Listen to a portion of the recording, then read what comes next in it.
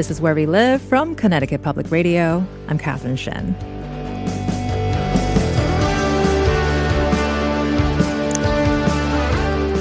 Last month, President Donald Trump pushed to freeze trillions of dollars in federal funding. A federal judge has blocked the move temporarily, but there's a lot of uncertainty surrounding federal aid right now, including here in Connecticut. Connecticut State Comptroller Sean Scanlon has been following this development closely. His office tracks funding the state gets from Washington and how it's spent.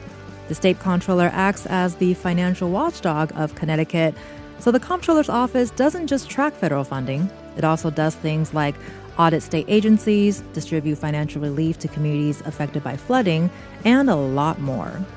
If the past few weeks are any indication, the comptroller's office is in for a very busy fiscal year. Today, Connecticut State Comptroller Sean Scanlon joins us in studio. Comptroller Scanlon, welcome to the show. Good morning. Good to be here. And for our listeners, let us know if you have any questions. Please give us a call, 888-720-9677, 888-720-9677, or leave us a comment on Facebook and Twitter at Where We Live. So, Sean, I think many of us might have heard the word comptroller, but we might not have a good understanding of what this role entails, and you're smiling. So to start off, could you explain exactly what a comptroller does? The comptroller is essentially the chief financial officer of the state, and everyone sort of knows it has something to do with money, but they sort of stop there. And I've been on a little bit of a crusade for the first 2 years of my term to try to make what I do more accessible, but it starts with just defining it, and I am the chief financial officer of the state. Did you know what it meant? I definitely knew what it was. I always wonder, does someone grow up and say, I want to be comptroller one day? No. But I was in the legislature for 8 years. Mm-hmm. And in the legislature, I focused primarily on two things, which was healthcare and the state budget. And those are two of the biggest things that the comptroller does. And I worked very closely with the person who had this job before me, Kevin Lembo, in the legislature. And when he unfortunately got really sick and had to resign from this job, a lot of people said to me, hey, maybe you should think about running for this. And I did, and here I am. And so we'll definitely go into more details of what your office does throughout the conversation, but I do want to get to something that's, I think, in the forefront of a lot of our minds right now is one of your office's responsibilities is tracking down grants and loans that Connecticut gets from the federal government. And we know there's so much movement going on there right now with President Donald Trump recently putting a freeze on federal funding. We are seeing a pause right now because a federal judge did temporarily block the move.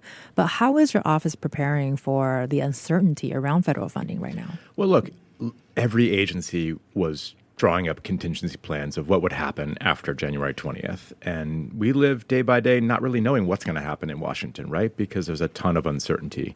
That uncertainty is even worse for the people of Connecticut, right? Whether you run a nonprofit or whether you run a library or a daycare center or a school or a police department, all of these things are potentially going to be impacted. And this hangs over the heads of many people of our state. We got $14.3 billion of federal grants and loans that passed through Connecticut in fiscal year 2024. Only about 6% of federal funding represents our budget. So a relatively small amount is what we consider part of our budget. But that $14.3 billion is life-changing and essential to a lot of people in our state that pass through our state. So we are actively working on building up a platform that would allow for people to report any pauses of funding or missing funding to us, because right now that's not something that the federal government is certainly tracking. But we need to here in Connecticut to know what is exactly happening day to day on the ground. I'll be making an announcement pretty soon about how people can engage with us in that. But just know that we are actively looking at this, and we know that it's a really big concern for the state right now. Well, and of course, because there's so much uncertainty right now, so you're, I think, doing a lot of sort of pre-work, I think, to meet that. Do you anticipate Connecticut receiving less federal funding? I think we have to certainly plan for that, given what's happening every day out of the Trump administration. And look, of that $14.3 billion, $6.6 billion of that is Medicaid, right? $1 billion of that is money that we are seeing in road funding, right, to keep your roads and bridges safe. And I know that sometimes government has a tendency to sort of be abstract and people see $14.3 billion and it just seems like such an insane number. Every single person in our state, in every single city and town of our state, would be negatively affected by us losing some or part of that money or even a brief pause of that money.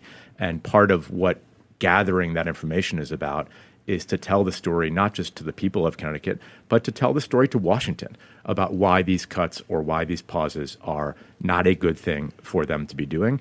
And as the comptroller and as the chief fiscal watchdog of the state, I view that as part of my job, and I'm going to do it.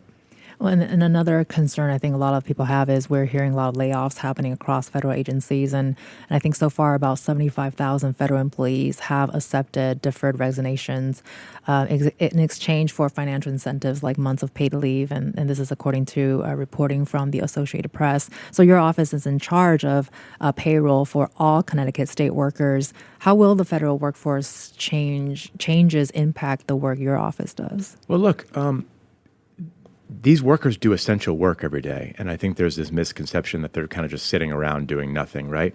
Look at the FAA, for example. I used to run one of two of Connecticut's airports. I used to run Tweed Airport. I was the CEO for 3.5 years. To cut FAA is not just about trimming the fat of government, right? That's going to have real, tangible impacts on the lives of air travelers every single day of the state. And so you go down the list, whether it's the FAA or it's people working to cure diseases or people who are guarding federal prisons in Danbury, right? All of those workforce sort of attritions or firings will have an impact. Even though you don't feel it right now, you're going to start feeling it over time. And again, there's a difference in my mind between finding waste, fraud, and abuse and efficiency and eliminating government. And I think that that's a story that I think we need to be very, very clear about. There is nothing wrong with finding efficiency, and my office does that every day.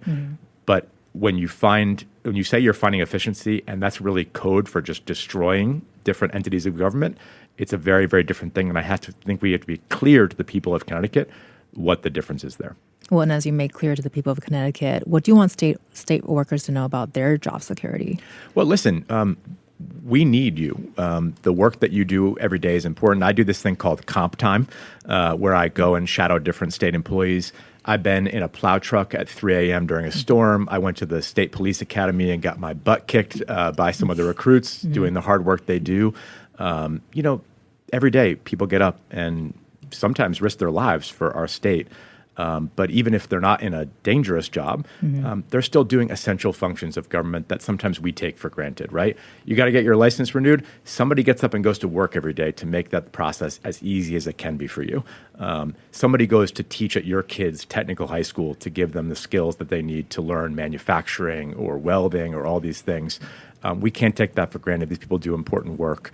And simply just blanket firing 20% of people at all the agencies is not the way that we're going to really find efficiency. Well, I appreciate the examples you just brought up because those are all very real things that I think we encounter on a daily basis, and hopefully we don't take them for granted for sure. And for our listeners, joining us today in studio is Connecticut State Comptroller Sean Scanlon. Let us know if you have questions about state finances or how this office operates. Join the conversation, 888-720-9677, or find us on Facebook and Twitter at Where We Live.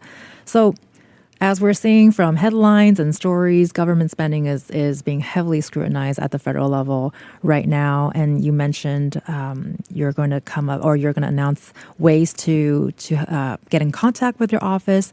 How are you thinking about transparency here in Connecticut? How are you helping residents get a better understanding of state finances? Because I think sometimes that can be really intimidating. So the most famous comptroller in the history of the world, it's a small list, but it was a guy named Jacques Necker, and he was the comptroller in France immediately prior to the French Revolution. And he had this crazy idea that he took to the king that said, I'm going to print the budget of France and give it out to the people of France. And the king laughed and said, that's an insane idea. Why would we ever want anyone to know what the things that we spend extravagantly on? Louis went back to his office. Jacques went back to his office. Jacques put the budget out. He was promptly fired by the king. And there are many people today who believe that that budget coming out and them seeing the excesses of that regime are part of the reason why they had the French Revolution. And so I say that story all the time because it's indicative of what my philosophy of government is. The taxpayers fund the work that we do. and therefore the taxpayers should know what we do. And on OpenCT, which is a website that anybody can go to right now, every citizen of our state can look up every single thing that we spend money on. They can look up how much each employee makes. They can look up how much each employee's pension is. They can Google through this OpenCT website how much we spend on roadside flares at the state police department if they want to. You can get really super nerdy, you can get super wonky, but the information is available to you, and I have made it a hallmark of my time in this gig to try just to make as much of that information accessible as possible, going back to what Nick Kerr did. It's your government. You should know what's going on with it. Well, and with that philosophy in mind, too, take some time for that to maybe get into people's minds, or even part of education for people to become aware that that's something that they can do through the state website. And how much of this is tied to financial literacy, would you say? We've had conversations about personal finance, about having earlier education on finances when you were in school. I did not get that in high school for sure. Really had to sort of get my first assignment actually as a reporter to ever really read a financial statement and realize that I don't have the intelligence at the time. Not so much today still, but it takes a lot of work to really get into the weeds and understand what you're reading. So what are your thoughts in terms of this relating to personal finance or financial literacy in some way? It's so important. And unfortunately, so many of us don't get that either at school or at home, not because through fault of our parents, but I was the first person in my family to go to college, right? My parents did not know the first thing about finances or financial literacy. My dad died a really long time ago. My mom is still in her mid-70s working every single day because she did not save any money earlier in her life as a single parent, trying to keep the lights on and all that kind of stuff. But she's not alone. Tens of thousands, hundreds of thousands of people in our state just don't have that foundational knowledge. I run this program called My CD Savings. It's available to small businesses in our state that have 5 or more employees, where for free to the business, they can enroll all of their employees in a state-backed IRA retirement account. When I started this job, there was about 700 companies signed up. Today, we have 7,000. So we've grown this a lot. And when I go around the state and talk to people about the program, I hear these incredible stories from people all the time who say, hey, I went home and I showed my mom and dad that I had this savings account. And they're so proud of that. And I think that that's awesome. Connecticut now is going to require financial literacy to graduate from high school. Right. I was a big supporter of that bill. But my message to the people of Connecticut is it's never too early or late to start saving for retirement. And it's never too early or late to ask questions about things like what I do or engage with what I do. I try to make myself super accessible. So if you're out there listening and you're somewhat interested in this, call me, email me. I will get you set up with our team and show you how to work the system. And through that knowledge, I think you're going to know more about what we do. And I think everyone should know more about what the state does. And I think oftentimes in these scenarios, one doesn't know what to ask. So actually, what would you suggest if someone's like, I think I'm interested in knowing, but I don't know what to ask, actually? Yeah, so all of us know something, right? We have something that's important to us. And let's say that it's because you're a parent like I am of 2 young kids. You might want to know, hey, what are we spending with education? Or am I getting a good amount of money for my kid's school? Or you're somebody who commutes to work a lot and you're stuck in traffic all the time. Why are we not fixing the roads? Why are we not doing this? Or you're a commuter on trains and you think that there should be more frequent trains. So pick whatever the thing is that's most relevant to your life, that is government's interaction with you, and learn about it and explore it. And that way, not to sound corny or cliche, but you'll be a better citizen because of that. And being a better citizen in this time, I think, is really important. Whether you are a Democrat, Republican, unaffiliated, all of us are seeing politics increasingly a part of our lives, whether we like it or not. And if you have the tools to start, I think that makes a difference. The other thing I'd say quickly, Catherine, is that I was a state rep for 8 years. I loved getting emails. I love when people stop me in the grocery store or come up to me at a restaurant that I was at. Don't ever be afraid to engage your representatives or think that they won't care about you. It's their job to care about you. And if they don't, run against them in the next election. Well, and we have a comment from a listener, David, who shared with us that, you just said that everyone gets up to work hard so you can get your driver's license quickly. He said that's a lie. In Connecticut, you can, it takes about 2 weeks and you have to wait for a month for an appointment. COVID is over and you're still expected to wait a long time. So thank you so much, David, for your comment. I think this is something that we hear often is maybe not just with the DMV, but just office times. It's hard to get an appointment. It's hard to get in contact with anyone. It takes a long time to get XYZ. Can you respond to what David has to say? And then there's this idea that there's a lot of time wasted. Yeah, so David, send me an email, man, and I'll try to figure out why it took you so long and why it took them so long. That's not been my experience recently with the DMV, and based on anecdotal stuff, I know they've really dramatically cut down their times, but shoot me an email and let's learn about that. But look, back to efficiency, right? Mm-hmm. There's a difference in my mind, as I said a few minutes ago, of us trying to make the wait times shorter at the DMV versus just firing people at the DMV as a way to get efficiency. Those are two very, very different things. And so in every state agency, we can definitely do more today to be more efficient. Nobody should be saying that everything we do is perfect all the time. And I'm obsessed with this idea of how can we make things more efficient. Just because, I think it's generational. I'm the youngest person to have this job, and I just accept that things can be better than they are and that we should not be so beholden to the idea, well, we've been doing it this way for such a long time. That's stupid. We should change that. And so, yeah, to David's question, can we do better? Yes. Are we doing better than we were before? Yes, as well. Somewhere in there, we can continue finding ways to make progress, and I think we need to. Well, another thing that we hear a lot about what the Comptroller's office has been doing are audits. And your office has done several major audits this year, including for the Connecticut State Colleges and University Systems, or also known as CSCU. And this audit showed that Chancellor Terrence Chang spent over $19,000 on food, or $19,000 on food alone, using an institutional credit card. Can you give us a little bit more context of this audit and how it all came together? Yeah, so there was some reporting last fall that the Chancellor had done that extravagant spending, and as a result of that, the governor used his power to direct me to do this audit. And it's something that he's been doing a lot more, where he's been asking me to do these things. And we do them on our own. Later today, I'm going to be releasing one about Uber and Lyft and rideshare companies and how they treat their employees. But in this particular case, the governor asked me to do it. And look, it's no secret that that system has been in financial trouble. And they've raised tuition, they've cut back on programs, they've cut back on people. And I'm somebody, as I just said a few minutes ago, was the first person in my family to go to college. The people who go to WestConn or Southern or one of our community colleges, a lot of them are in the same boat. They're first generation students. And I think whenever we see something like we saw with Chancellor Chang, people's first reaction is to be frustrated. But I think it's important to get all the facts and all the information. And that's the beauty of an audit, right? Which is we uncovered even more than was available in the public. And some of that was good and some of that was not so good. But that's the point of transparency, is we lay everything on the table for people to see. And in the case of the Chancellor, we didn't want to just put that information out there. We actually put 10 recommendations out of how we can improve the integrity of the system. Because the other thing that I'm super passionate about, besides just efficiency, is restoring people's faith in government. I truly believe that government can play a good role in our lives and needs to play a good role in our lives. And there's been this really big assault on the idea of that. And I think we need to restore people's faith in it. And one way we can do that is, again, through transparency.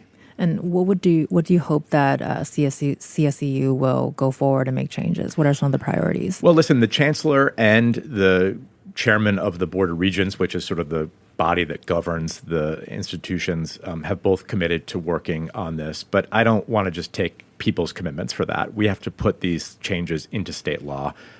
There have been hearings about this. I was just before the Higher Education Committee last week doing a hearing on the 10 things that I put forward. I give them a lot of credit that they took my ideas and they put that in a bill. And I'm hopeful the legislature will pass that this year. Because, again, that's one way I think we can say to the people of Connecticut very credibly, we saw something bad was happening. We stepped in. We gave you more information about it. And now we're going to stop it from happening in the future so that your kid can afford to go to community college, so that we're not going to see this kind of excessive spending in the future, and that we're going to move on to a brighter future for the system now that we've got better transparent and policies and procedures in place. Well, earlier you mentioned you're doing an audit on Uber and Lyft. So can you tell us what will we see in this audit? So 10 years ago, when I was a freshman state rep, Uber just started in Connecticut. I was the youngest legislator at the time, and a lot of my friends were using Uber and Lyft, and some of them felt, frankly, unsafe in it because there was no background checks at the time for Uber and Lyft drivers. There was no standards for them to have the kind of cars that you would feel safe riding in. And so I passed the first ever law regulating Uber in the state of Connecticut. Fast forward 8 years, that law needs to be updated, right? And there are more that we can do, especially now that more people are driving for it, to protect those drivers and to give them some benefits for the work that they're doing, in addition to asking more of those companies when it comes to what they're giving the state of Connecticut. So, there's a $5,000 fee every year to be in this business in Connecticut. I think Uber can pay a little bit more than $5,000 given what they make on a daily basis here in Connecticut. So really looking at what it is that they've been doing in the state of Connecticut, what the impact of them not treating their drivers as employees, which is a big, big deal in their business model. They don't think that they're employees. They think that they're independent contractors. But as a result of them thinking that way about those individuals, they're not contributing taxes or workers' compensation or paid family leave, things like that. And as a result, that is costing the state some money because these folks are not being properly benefited, I guess you could say. Well, I imagine since you started that, there's more drivers, right? Yeah, so we estimate that there's about 12,000 drivers in the state right now. Uber is not forthcoming, neither is Lyft, about exactly how many are driving on their platform, but we did some serious detective work, and we think there's about 12,000 of them. Not all of them do this full time, but there are folks that do that full time. And, there is a cost to the state when a business does not give their employees a fair wage or certain benefits, because then those individuals come and they join state programs, right, for health insurance like Medicaid or for different kinds of supports. So we're going to put this out today. And again, we're just always looking at ways that we can look at issues that maybe don't rise to the front page of every newspaper, but they're still important to the lives of people in the state. Well, and speaking of front page, I know a lot of people have eyes on this because this year, your office projected the fiscal year 2025 will have a $443 million operating surplus. But Connecticut is facing an affordability crisis. Many residents are calling for the state to invest in areas like housing, healthcare, and special education. And just yesterday, Connecticut Mirror reported that Connecticut Democrats' special education plan is facing funding challenges. So what are your thoughts on our budget? Are the guardrails too tight? So there's a lot there, right? Yes, it's a big question. I'll try to break it down as easily as I can. So back to when I first got elected to the legislature, I had knocked on 6,000 doors. I had all these amazing ideas that I'd gotten from people. And I came to the Capitol like Mr. Smith goes to Washington. And I had a literal notebook of all these ideas. And the older folks in the Capitol literally patted me on the head and said, "Hey, kid, those ideas are all cool, but we're in the midst of a permanent fiscal crisis and we're never doing any of those things." And I said, wait a minute, I just promised all these people I'm going to go and do all these things that they want to see done. Why is it that we can't do that? And that's when I really started to learn about the state budget and what was causing that. 10 years ago, Connecticut was in a fiscal crisis. In 2017, we passed a bipartisan budget that featured the fiscal guardrails. We'll get to what those are in a second. And as a result of passing that budget, we've ended that crisis. We've now had 7 consecutive years of ending our year with a budget surplus. We've built up a rainy day fund of $4 billion. We've paid off almost $9 billion of pension debt. The governor's budget that he introduced about a week and a half ago, 2 weeks ago, is a reflection of the fact that he believes we've ended that crisis. We can't stop thinking about our fiscal health and can't stop continuing along the path that we're in, but we have to address the new crisis, and that's the affordability crisis. Right. Healthcare, childcare, energy, housing, all those things are hurting our state just as much as the fiscal crisis was hurting it 10 years ago. And I think that for the next 10 years, our focus has to be continuing our fiscal progress while also addressing that affordability crisis. And if we can do both those things, I really believe that we will grow our state's economy for the first time in a long time, and that my kids will inherit a state that's better off than the one that I inherited. So this is another big question before we go to break, but how can you have that balance? Should the rails be a little looser, or is this like a chicken and egg type of deal? No, I think it's been framed as this binary choice. Either we continue with the guardrails or we meet the needs of people. I think that's a false choice. I think we can do both. I think we can be adaptive. And I think within the confines, as the guardrails are currently constructed, we can find ways to adapt them, which is what the governor did in his budget. In 2028, when the guardrails expire, because the legislature voted unanimously in 2023 to extend them for 5 more years, I think we're going to have a more holistic conversation about what the future of them are. But I'm somebody who always believes that there needs to be some version of them so that we don't backslide into the bad old days of Democrats and Republicans kicking the can. But I do think that we also need to meet the needs that are clearly out there that I hear every day from my constituents about, and that I want to see resolved for the betterment of our state. You've been listening to Connecticut State Comptroller Sean Scanlon, who will be staying with us. And we want to hear from you. Let us know if you have a question about the state budget or what do you want to know about state finances. Give us a call, 888-720-9677, or find us on Facebook and Twitter at Where We Live.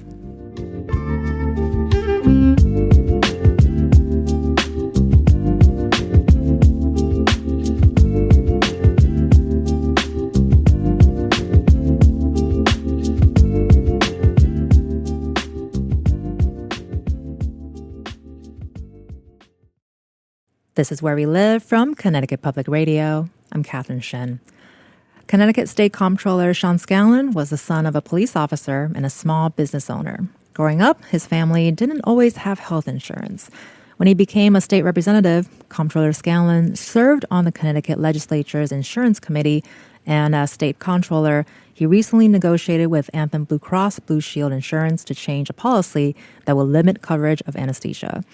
Connecticut State Comptroller Sean Scanlon is joining us in studio to talk about all of these efforts and more. And let us know if you have any questions, 888-720-9677, or find us on Facebook and Twitter at Where We Live.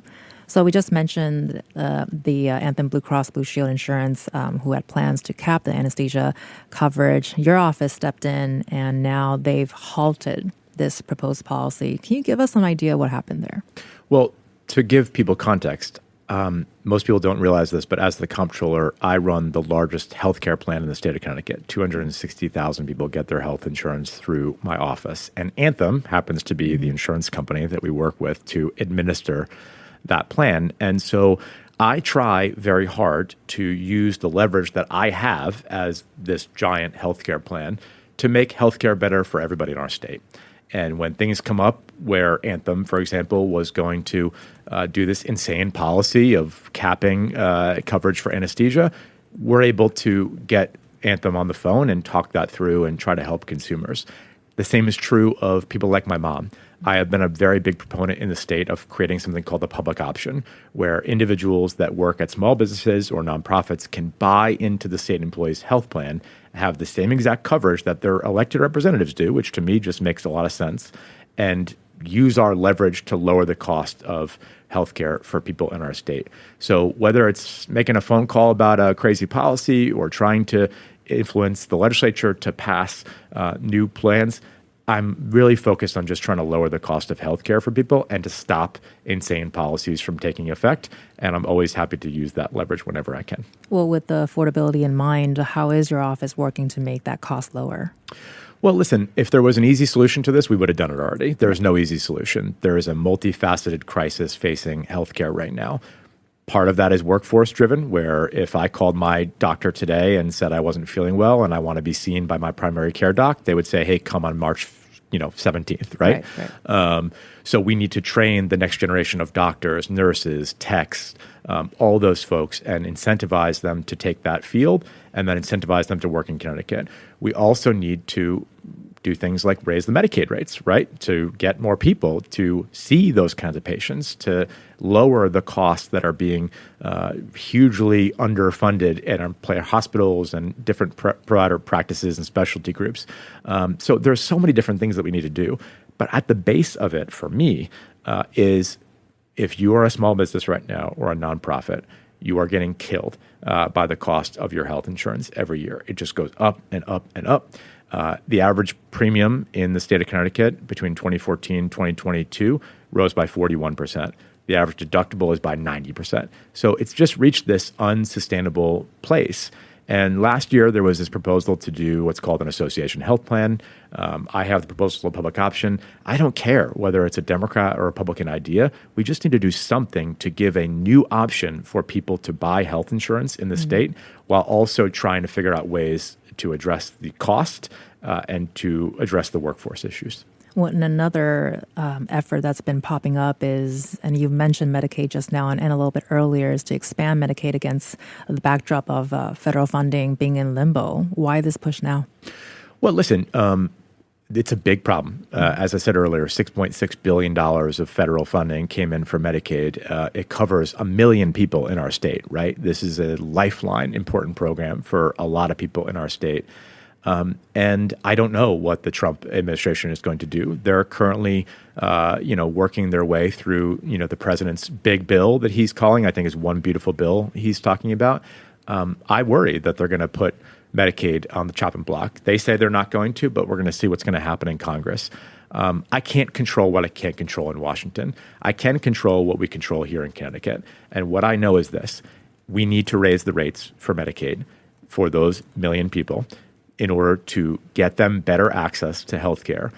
That is the right thing to do from a moral perspective and from a health perspective, but it's also the right thing to do from a financial perspective, because the more money we spend to get those people in to see primary care doctors at a lower cost is money we don't spend when they get sicker and sicker and wind up at Hartford Hospital or Yale or Griffin or somewhere else, which is going to cost 2 to 3 times more to treat them for what they're there for than if they actually had access to primary and specialty care earlier on in the crisis.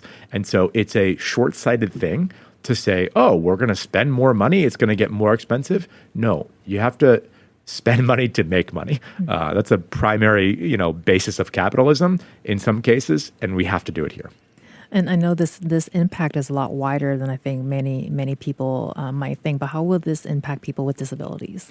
Well, listen, people with disabilities are some of the most vulnerable people in our state and some of the people that utilize healthcare the most because they need it to stay alive. I believe that healthcare is a human right. I think that we have a responsibility as government to care for the most vulnerable, whether they be children, seniors, people with disabilities. And I think we should be judged by that as a society of what we do for those individuals. So making sure that they have access to the best quality healthcare, to me, is a no-brainer from a moral perspective or from a fiscal perspective. Well, and you also proposed legislation that would target companies under investigation for wage theft. Yeah. So that allows your office to cut off payments for the state contracts, and that's according to reporting out of the Connecticut Mirror. Can you give us an idea of what that means in regards to wage theft? how's your office? How can you encourage companies to take corrective actions? Well, we encourage them by stopping their money. If a company is going to be doing a state job, like they're going to go build a new high school or they're going to build something for the state, and they're potentially shorting their workers, and those workers are feeling powerless, and they try to address it by going to the boss and say, hey, I think my check was a little light this week. They have the power to go to the Department of Labor and put forward a wage theft complaint. Those things take a lot of time to get adjudicated, and all the while that man or that woman is going home with a little bit less money to buy groceries that are crazy expensive right now, or to pay their rent or their mortgage. So what I said was, if they're getting state money to do that job and they're being accused of potentially shorting workers, then I'm going to stop the state money from flowing to that job site until they figure out whether or not they got to do right by that worker or not. So to me, it's a basic fairness issue. If people are working hard every day for us and they're getting paid by taxpayer dollars, we got to make sure they're not getting shorted for the work that they do. Well, then you just mentioned affordability in terms of groceries. I never thought I was going to talk about eggs so much in my life. And one way that residents might be able to get a little extra money is by checking with the Connecticut Treasurer's unclaimed property website, which, let me tell you, it blew our minds recently. It was the most explosive conversation in the studio because it was new to us as well. So can you explain how this works? What's the unclaimed property? Yeah, so this is my my good buddy, the treasurer, Eric Russell's real program. But the way I'm involved in it is I send the checks out to everybody. And so not a day usually goes by where I don't get a text from some long lost high school friend or like some random person with a picture of a check for 35 cents that we sent them, or sometimes for $35,000, because right now anybody can go to the CT Big List, and this is the state's unclaimed property website. You can search your name and you can see if you're owed money. 9 times out of 10, you will have no idea what these things are for. And it's very complicated to explain how that money ended up there. But go on, check it out, and claim your property. And you got a check from me. And maybe it's for a little bit amount of money. Maybe it's for a lot amount of money. But either way, it's your money. Get it back. Listen, 35 cents is 35 cents. True. I will take it. So we have a follow-up question related to a CSCU. Let me see if you can answer this. It's a bit specific, but Joe in Waterbury, he's asking about state collecting lab fees from students. So Connecticut State doesn't return the money to campuses used for lab supplies. Is this something that you can expedite Connecticut State returning the fees back to community colleges, or is there an answer to that, maybe in the broader sense? I'm never afraid to say I don't know. And in this case, I definitely don't know. But Joe, my email is sean.scanlon@ct.gov. Send me an email right now. When I leave the studio today, I'll figure out what's going on with that, and we'll try to get you the answer. Well, thank you so much, Joe, for your question, and hopefully get connected with the comptroller after this. And also, we mentioned this earlier in terms of what your office does, because in recent years, Hartford has seen chronic flooding, especially in the North End. And you were in charge of drafting the flood relief program known as the Hartford Flood Relief and Compensation Programs. So about $9 million have been allocated to help residents and property owners so far. Is that enough? Is there more assistance on the way? What does that look like? Well, I never thought that I'd be running a flood program, and that was not, ever on our bingo card. But when the speaker called me and said, "Hey, I need you to do this and put this together," we did it with a lot of good community input. We worked with community partners like the Blue Hills Civic Association, different elected officials in the Hartford delegation. And to your point, we've given out $9 million of funding. And I can tell you, having talked to these people, they are people who live in the poorest neighborhoods of our state, who never thought they would see a dollar for their lives being destroyed, their homes being routinely flooded, their personal items being destroyed, their houses being unlivable because of mold and other things like that. And so this has been a very innovative program. I think we've now done 2 rounds of it. And we now know the finite amount of people who have been impacted by this because we've done the inspections. I think we need about $3 to $4 million more to take care of every single person that has come forward so far. I know the speaker has said that they will get that money this session. And once we get the money in June, when the session is over, we'll get that $3 to $4 million out to the community. And I think all told, that $15 million of support has been a game changer for the people of the North End of Hartford. But the problems that they are dealing with still remain. And there is an ongoing effort that will cost a lot more money to fix the infrastructure that's causing these flooding problems in the first place. But we've been giving them some justice that I think that they have long deserved. And I'm proud of the fact that we played a role in that. I'm glad you addressed that. That was actually going to be my next question. So thanks for reading my mind. But you also, among the many audits that you do, you also did an audit of the Social Equity Council, which is the state's cannabis regulatory agency. Can you describe what was found in this audit and what kind of corrective action might we see or look like in the future? Well, what we found was that the structure that we put in place when we legalized cannabis, which was historic and quite unique in the country, with basically making sure that the people who get in the business of cannabis are people that perhaps have been harmed by the war on drugs in the first place, and that the revenue from the cannabis sales goes back to those same communities that were harmed by the war on drugs. We created the Social Equity Council as a way to administer that. What we found, though, was that the process was very subjective and ambiguous, and it was not really meeting the goals that were set up by the legislature for that kind of reinvestment or that kind of thoughtful regulation of the cannabis industry. So again, like with the Chang thing, like with the Uber thing, we don't just sort of like throw bombs and then sit back and watch the smoke. We put out recommendations of what we can do to actually fix the problem. Tell people what's up and tell them what's going on, but then here's how we can fix it. Same thing, 10 recommendations. 6 were for the legislature to consider, which they're doing right now. I testified for a bill yesterday to do that. 4 of them were done with the organization. Brandon McGee, former state rep, Hartford resident, He is the new executive director of the SEC, and he adopted some of these reforms. And we're going to continue working to adopt the 6 legislative reforms so that, again, similar to CSCU, people can just have more confidence that their taxpayer dollars are actually going what we intended them to go for. And in this case, I think you're going to see that they will. Well, and we dug into a lot of topics the last couple of segments. What do you hope our listeners can take away from this conversation today? I ran for office the first time at a young age, again, not to sound corny, truly believing that I could make a difference in the lives of my neighbors and be the state rep for my hometown. And I did that for 8 years. And now I have the job that I love to serve at a statewide level.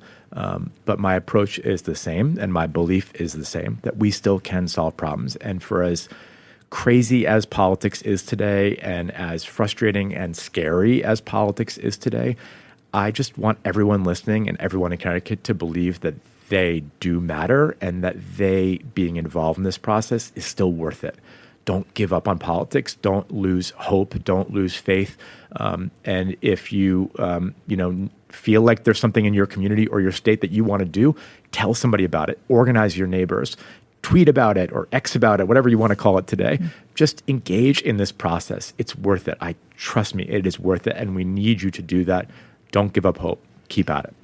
Well, we appreciate you breaking down all the complicated issues for us today. Connecticut State Comptroller Sean Scanlon, appreciate your time. Good to be here. Coming up next, Keith Phaneuf, who's the Connecticut Mirror budget reporter, joins us to break down what we just heard. And if you have a question about the state budget, you can still give us a call, 888-720-9677, or find us on Facebook and Twitter at Where We Live.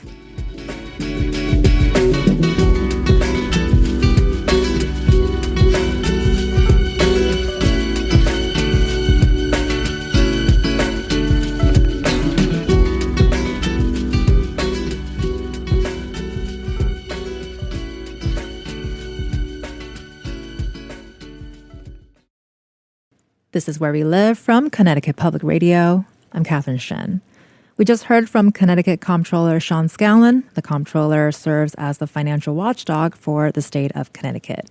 And joining us now to break down what we just heard is Keith Phaneuf. He's the state budget reporter at Connecticut Mirror. Keith, thank you so much for being with us. Thanks for having me. So you've been following along the conversation. Anything that stood out to you from the comptroller, Keith?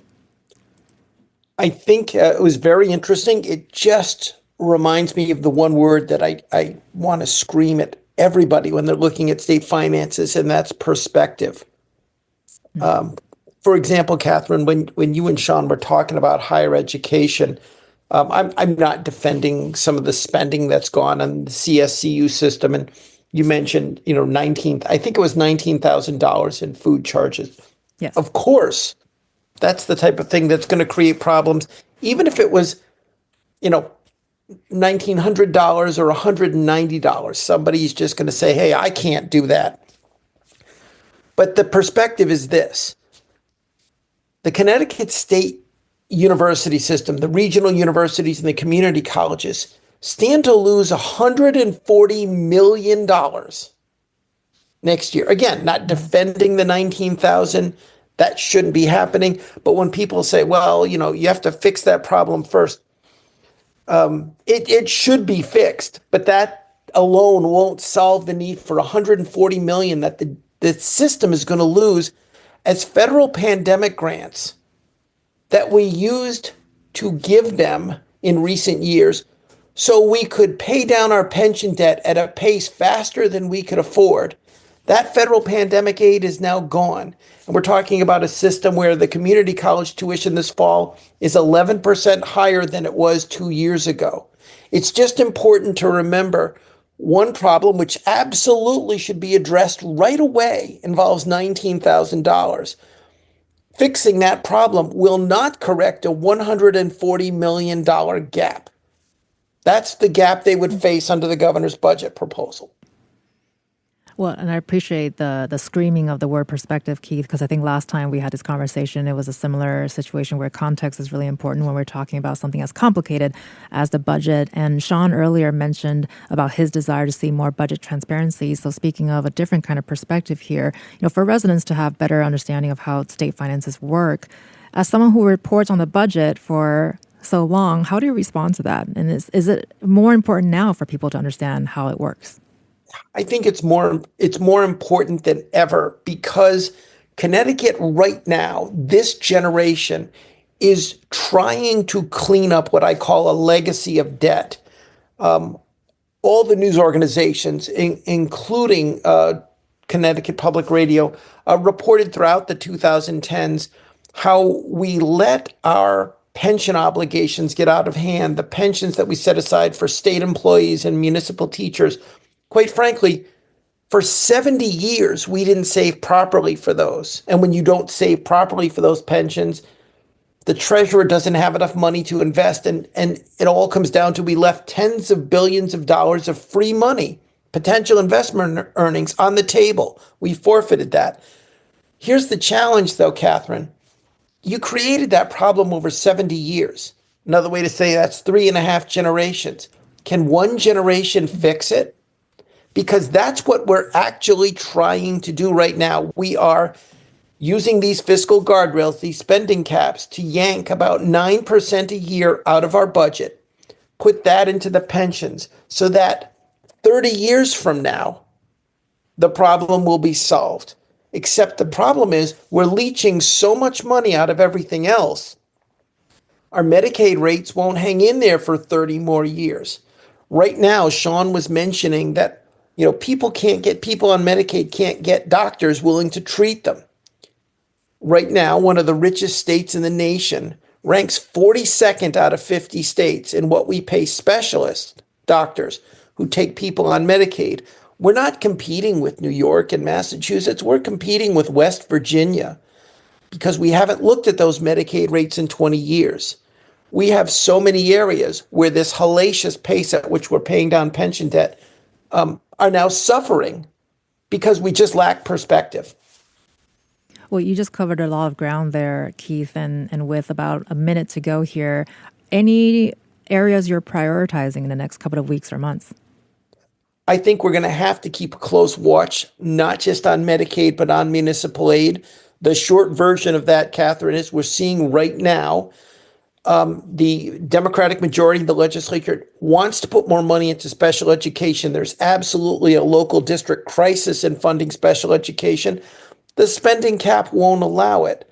Connecticut has the resources for these. They just don't have the resources to address these problems and solve its pension mess in one generation. It was created over 3.5. You might need to stretch it out. In about 30 seconds here, any final thoughts you hope our listeners take away from this today?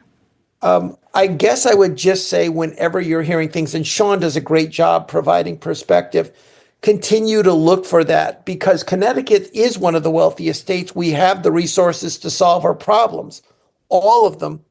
That's not a problem. It's just a matter of figuring out how quickly we can do it. Keith Phaneuf, who's the Connecticut Mirror budget reporter. Thank you so much, Keith, for being on the show today. Thank you. I'm Catherine Shen. Today's show is produced by Tess Terrible. Our technical producer is Dylan Reyes. Download Where We Live anytime on your favorite podcast app. And thank you all so much for listening.